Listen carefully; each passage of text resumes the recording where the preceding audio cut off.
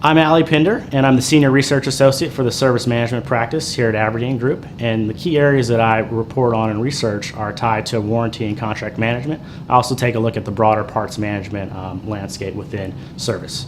Service organizations are no longer seeing themselves as just being a cost center within the overall business. They're looking at not only being able to cut costs and contain costs within their organization, but also looking at driving increased revenues when they better service their customers. So there's three key areas that organizations need to look at when they're looking at better managing their warranty and contract management organizations. And that's tied to cost containment, profitability and driving increased revenues through warranties and contracts, and obviously better serving their customers to increase customer satisfaction and retention.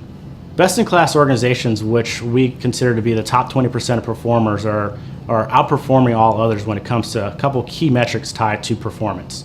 The first of which is customer retention. Best-in-class organizations are retaining 90% of their customers year over year, as opposed to 50% for all other organizations. When you look at the revenue side of the business, best-in-class organizations are able to renew 90% of their service contracts year over year, as opposed to just over 40% for all other organizations.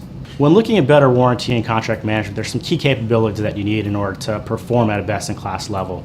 One of the first capabilities you need is actually having insight across the service organization into warranty and contract management data. So you want to make sure that data that you're capturing from the field can be leveraged by your product engineering team, by your marketing team, by your sales team, to be able to increase not only product quality, but also the overall service offering when you go into your customer engagements. So there are a few required actions or few key actions that organizations need to take in order to become best in class and move the overall service organization up the ladder so that they're a key differentiator in their business.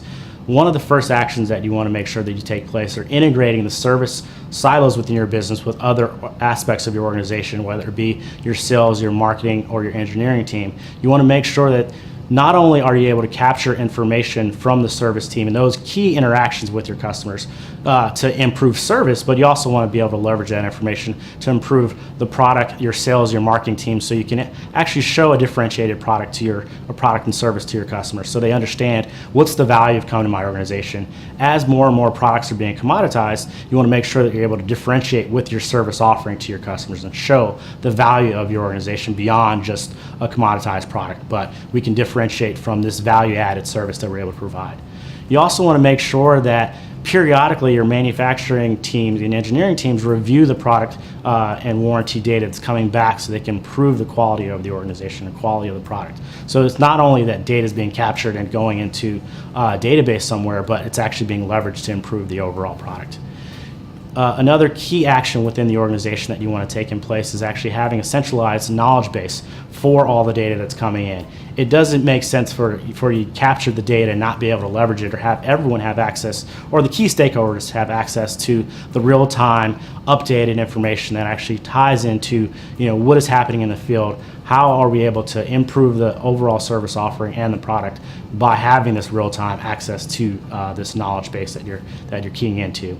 And then you also want to make sure that a key area is how are you going to sell service within your organization. So having a dedicated sales team that is knowledgeable of the service product offering, knowledgeable of the customer, and how they can leverage that value add to the overall customer base and actually sell into that. You want to make sure that you have a dedicated sales team that's incented properly to sell service contracts and extended warranties, and also be able to understand this is where the new revenue stream is going to come from in your organization. If you don't have a sales team tied to selling service, you're not going to get to that best-in-class organization where you're driving at an overall P&L, not only cost cutting and cost containment, but actually profitability.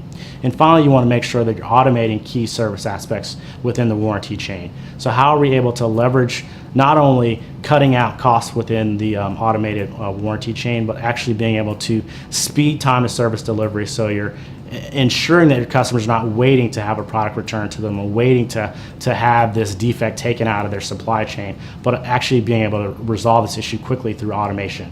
And tying in the entire loop of having an automated warranty claim process to close claims quickly, get the unit back out to the end user, and actually have that data stored quickly within the overall business.